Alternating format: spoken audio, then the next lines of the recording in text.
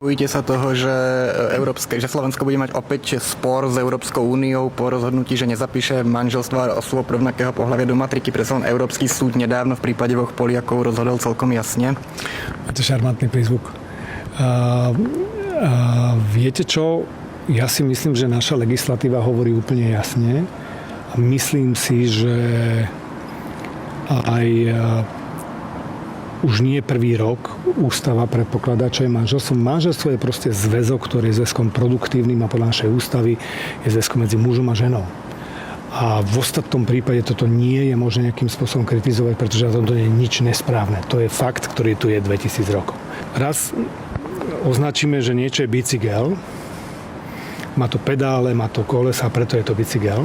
A keď to jednoducho tie pedále nemá, no tak to proste nebude bicykel, alebo to kolobežka. Tak nemôže byť manželstvo inakšie.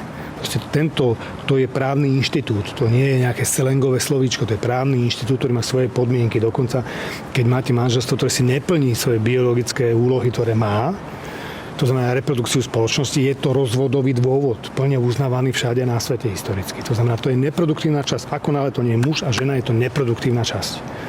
A vtedy vlastne nemôžete priznať takú ochranu iným zväzkom, ako práve tomu, ktoré vlastne tvorí aj tú, teraz ste sa pýtali na starnúcu generáciu.